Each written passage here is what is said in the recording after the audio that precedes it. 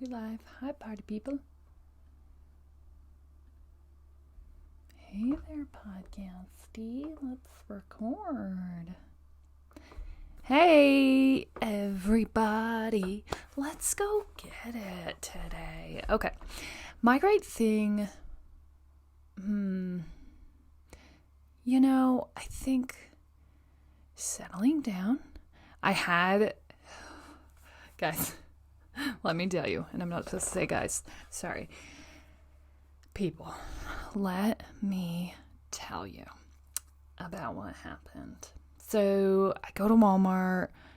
If you've been listening to this podcast, I'm on the search for this yellow cruiser bike. It is supposed to be my existence. I can't get it out of my head. It is all things. And I realize how ridiculous that is. I also realize that there are plenty of bikes. I also realize that there are many people who wish that they had bikes. I realize all of these things. I know I'm a grown adult woman who is endlessly searching for a very specific bike for no real reason at all, other than it just reminds me of who I'm supposed to be in this world. So I don't know. It has to happen. Okay, so we go to Walmart. There is a bike. There's a bike. It's a lighter yellow. It's not exactly what I envisioned. It's close. It doesn't have a basket, but I could buy a basket. And so I'm like, okay. And then this is what happens. Then I start convincing myself, oh no, this is the better bike. This is what you're supposed to do. Look, that other one wouldn't even fit you. And I'm coming up with all these reasons why the perfect one really isn't perfect and why this imperfect one could fit the bill. And then I just make myself pause. And I say, this really is not what we're about, sister.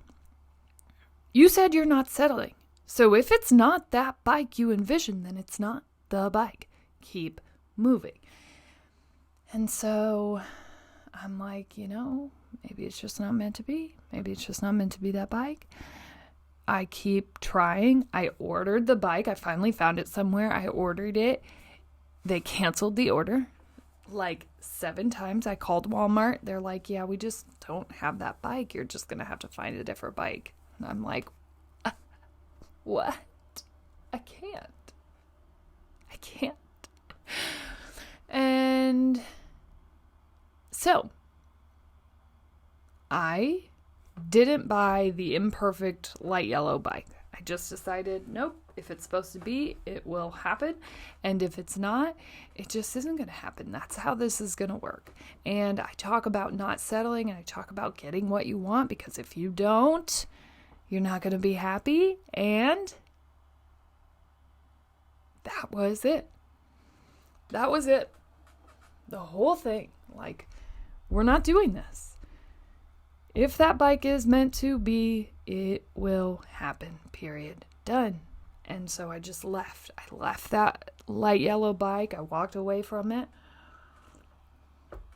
It was hard, I can promise you, but I do promise you that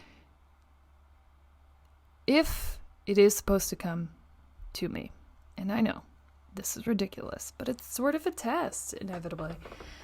If it's supposed to come to me, it will. Period. And so I'm just hanging out here, still looking for the bike, still hoping that it will come to me, but still just knowing that I'm not going to settle. Because what was going to happen with that yellow bike is I was spending more money than I would have spent on the bike that I actually liked. And then I was going to have to add all of these things to make it add up to the other bike. And at the end of the day, it's the wrong color yellow. And it has silver accents. Silver accents? Ugh, no, not silver accents. Okay, so we can't do it. We can't be on that level. We just can't. So I had to keep moving. We moved on. And I think and then I had this anxiety well up in me, well, what if that bike goes away? Then you have no yellow bike at all. Are you insane? And I just had to keep settling myself. No. Breathe. It will be fine. And I wanted to spend, so Friday we saw it. We almost left with that bike, me and my daughters. We almost left with said bike. And we ended up leaving it. And Saturday, I wanted to go back. I wanted to get, I was getting other things that I needed, but I wanted to go back Saturday. And I made myself wait to go back until almost the end of the day Sunday, because I think that gave me the time and the space and the breath to realize what I really wanted. And the bike isn't a rush thing, right? I just want a bike. I don't need to have this bike right now. It's okay. And so it's not a rush thing. I need to sit, I need to wait, and I needed to wait to get that bike, period. And so I waited. Sunday I went back, and that light yellow bike just didn't look as appealing. Now, I have no idea how I get the yellow bike that I want, but I know that it's all going to work out and it's all going to happen. Somehow it will happen. I don't know how, because it's nowhere. But that's the reality, right? So many times we just settle, because here's the deal. When I really thought about this bike, if I bought the light yellow and imposter bike, as I shall deem it, if I bought that bike and the other yellow bike came for sale within the year, I would buy the other yellow bike. I know. I really would. So, that means I don't really like this bike. It's okay, but it's not the bike. And it's important that no matter what it is, no matter if it's a person, no matter if it's a house, whatever it is, that's what I want you to strive for. And hopefully you don't have to. You're not on a timeline where you have to make a decision and you just have to settle. But at the end of the day, with big purchases, especially big purchases, I want you to stand strong. And long-term purchases. So this is a bike that I'm going to have for a long time. I'm not just going to get a new bike every year. I'm not growing out of it. Okay? Hopefully. I'm not going to grow out of it. So it's going to be with me. So don't I want something? I mean, I remember having this conversation about my engagement ring. It was like, I know we can't find what I'm looking for because, honestly, we can't find it because I'm being so specific and yet so unspecific. And I just kept saying we'll know when we find it. We're not custom making it because I can't even describe it.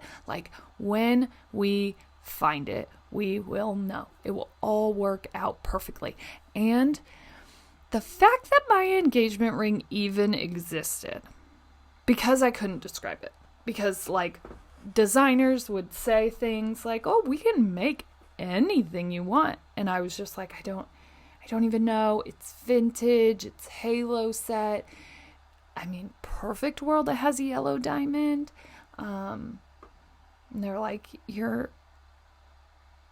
we can make up some things, but you're not going to find that ring. I'm like, okay. It's been great talking to you. Thank you. Bye.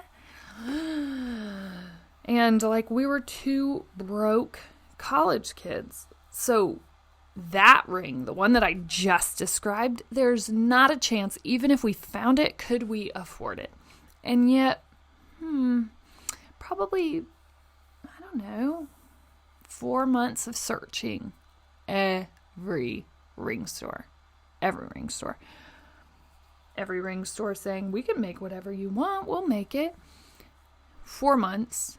We're sitting at this place. I whisper over to Jordan, let's just go. There's nothing here that we're going to like. Let's just go. He's like, hold on. And the lady sees me whisper and she's like, let me go check the safe, which is, code for I swear I have gems in here that you've never seen, but they don't. They're basically the same things that are on the floor, but okay, fine. Go back and they check the safe, and the most perfect, amazing. The girl puts one ring on me, and I'm like, well, it's closer. And my now husband grabs the engagement ring out of the woman's hand, and he's like, I can't even believe that this exists.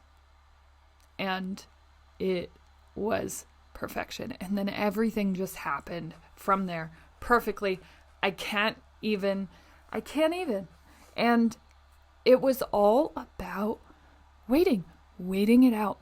It will happen. It will. It might not happen on your timeline, but it will happen. And so I have to just wait out for this bike. I don't know why. I really just wanted to buy the light yellow bike and let the bike debacle be done. But the light yellow bike is not the bike. It just isn't the bike. Somehow it will happen. It will happen.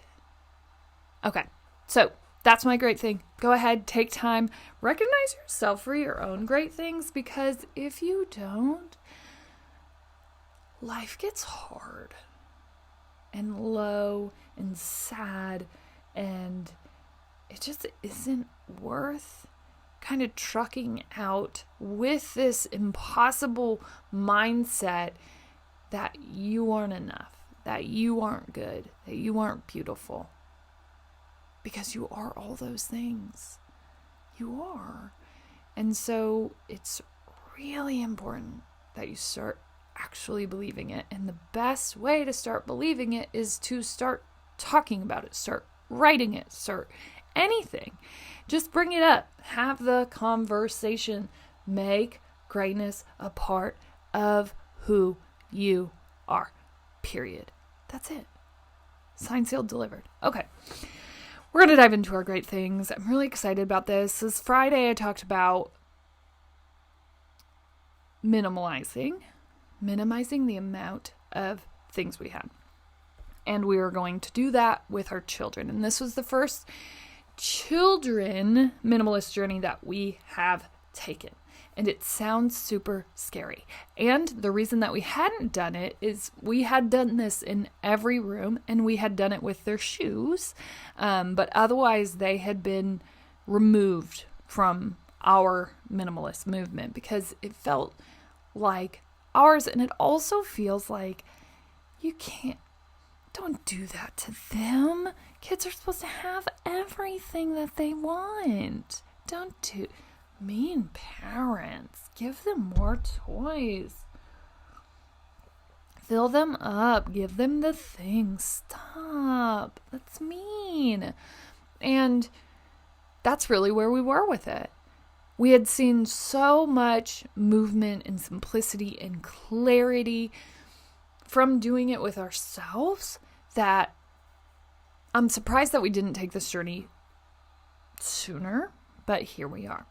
So we started on the playroom, and that really was like a call to arms. And I will post before and afters. I think you'll be amazed. But it was like we're going through all of this stuff and just realizing how much excess items we have. And for no purpose at all. And so I'm talking to my 7-year-old about it, and I'm like, here's the thing. Do you even enjoy being in here? No, it's really cluttered, and because there's so much stuff, it's just hard. And what we would notice is they would go into the playroom, they would find things, and then the things would always come out of the playroom. Well, there was no space to be in the playroom, really. There was stuff in the playroom, but there wasn't a playroom. There was stuff in a room, but it wasn't available for playing. It was a cluttered mess. And so my 7-year-old did shed some tears, like, oh no, we're just getting rid of all this stuff. I'm not kidding. I had 3 leaf bags, the big, huge ones, yes, full of just garbage. unkept markers. And we had all of these drawers, and it was like, oh, we need more storage in here. We need more storage. We need to get more organized. But I was just organizing junk that we never used, ever.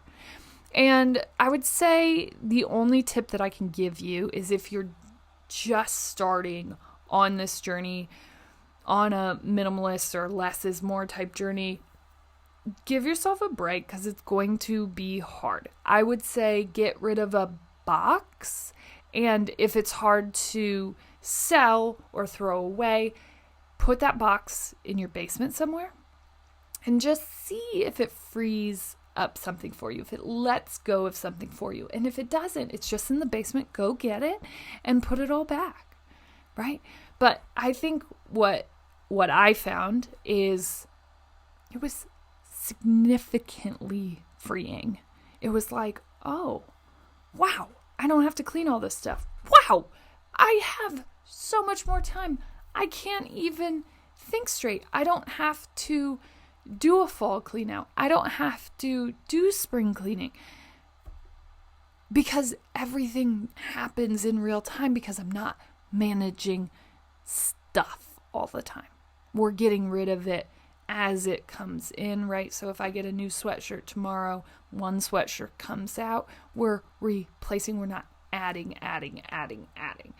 And so we did the playroom. The playroom is glorious. It's only partially done, but oh my gosh.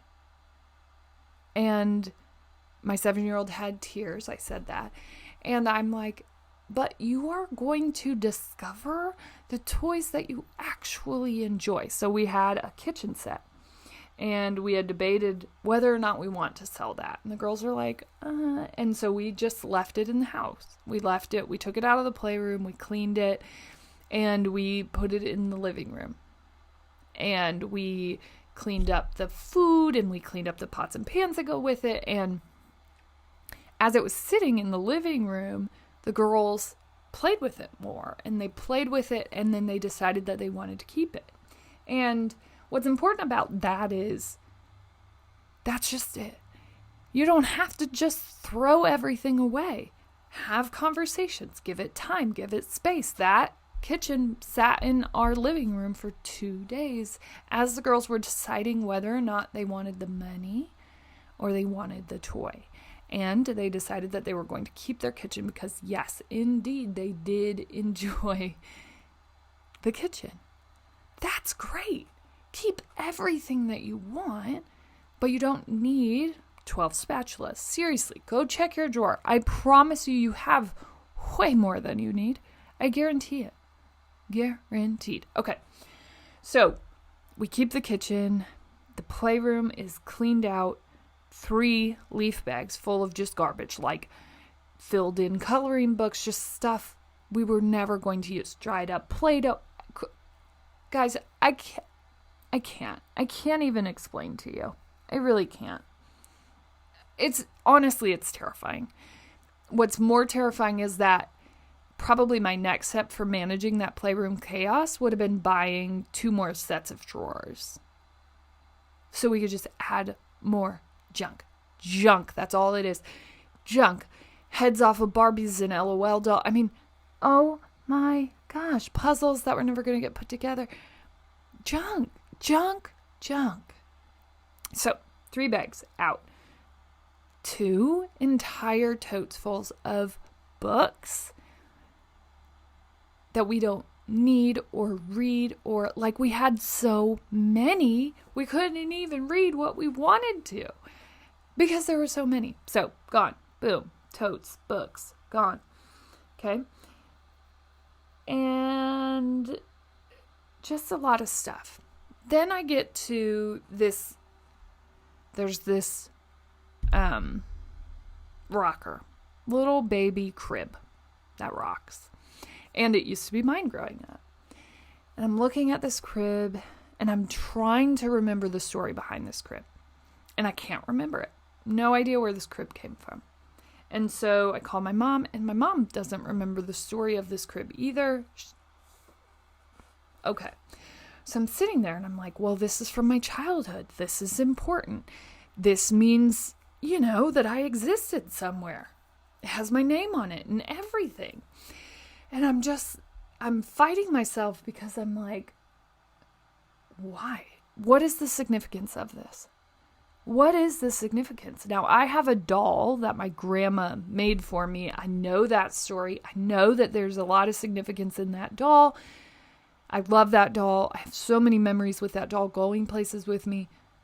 That doll has a story. That doll has significance. This crib only had significance because, I don't know, I think because it meant that I existed somewhere. Right? Like, my name is on it. This was part of my childhood. And I'm like, do I throw this crib? Oh, do I keep it? The girls don't play with it. I don't know that they ever did. I was just keeping it so I existed. Right? So then I just start having this deeper thought of like, is your stuff the only way that you exist? Because eventually stuff is just junk, and then it's just garbage, and then it's just gone. And if the only way that I exist in everyone's story is from this stuff, I'll be gone. How do I exist? Do I only exist by these toys that are passed down from my childhood? That's scary. Those aren't always going to mean something to people.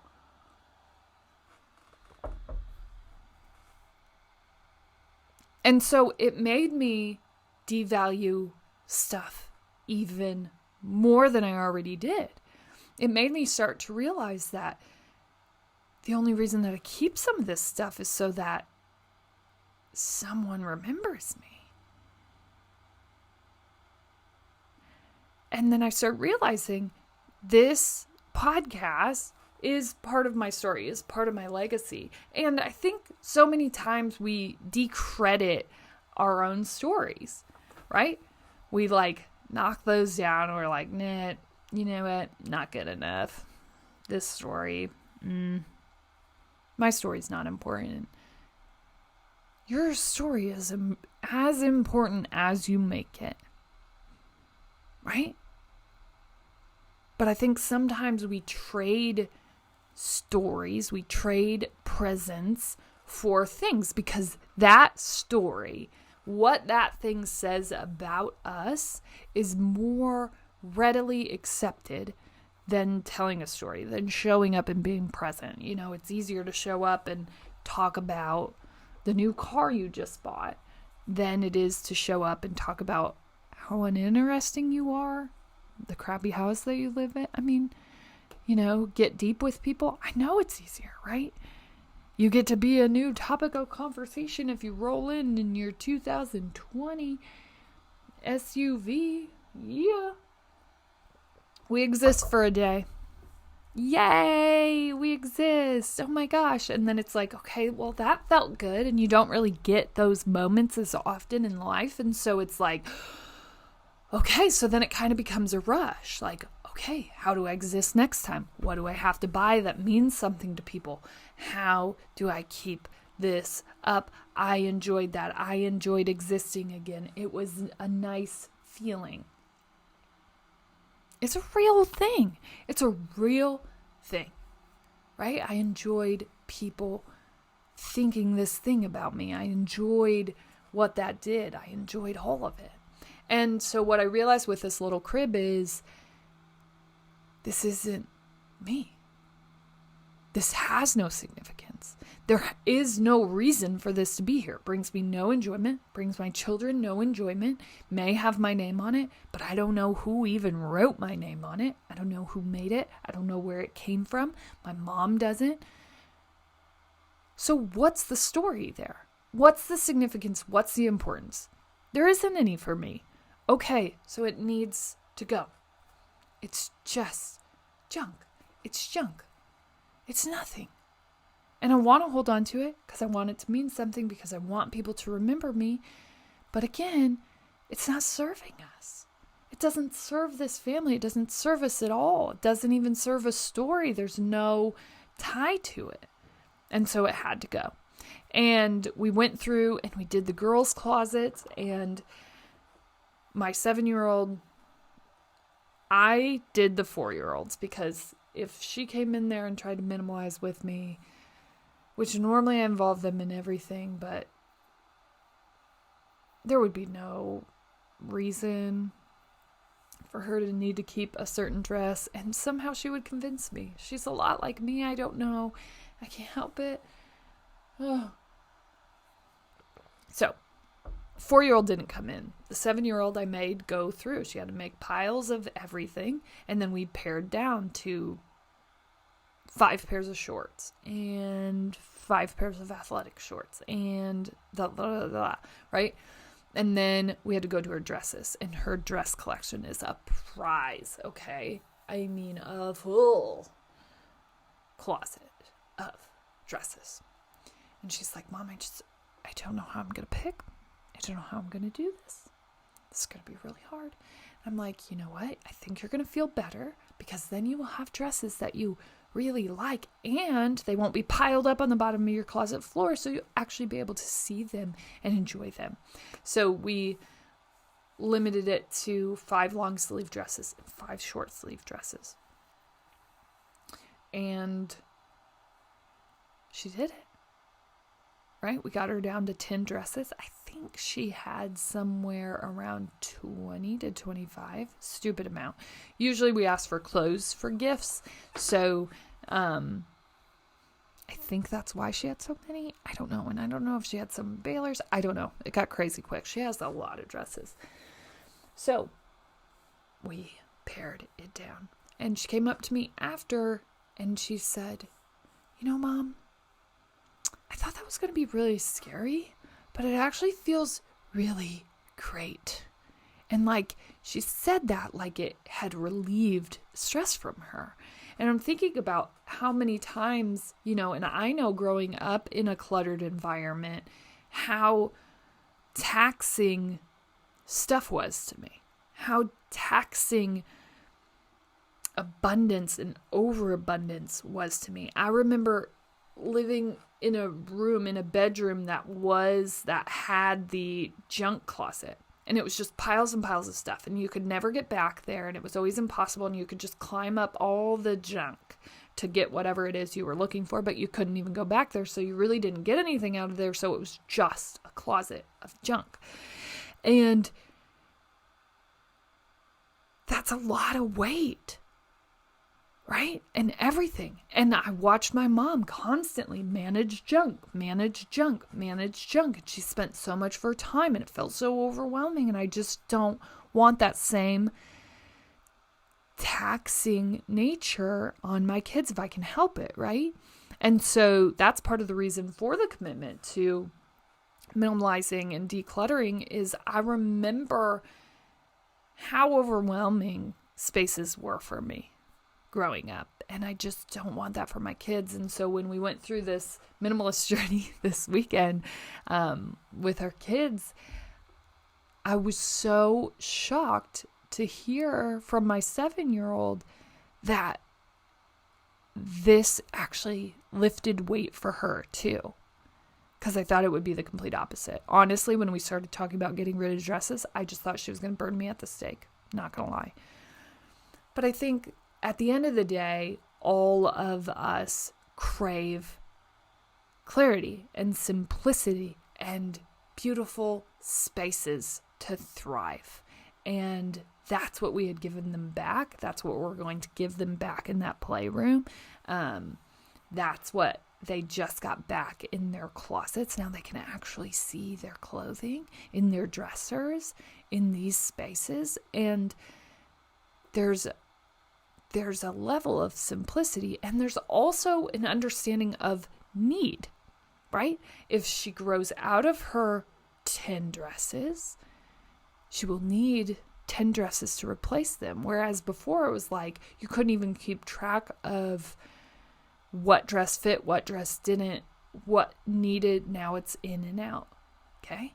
We get new dresses at Christmas. Those replace the long sleeve dresses then come over to Baylor's closet. I don't know. It seems like a crazy way to live, but I've already seen weight lifted from both kids, 4 and 7. So, as always, you're smart, you're strong, you're beautiful. What are you going to do? Change the world.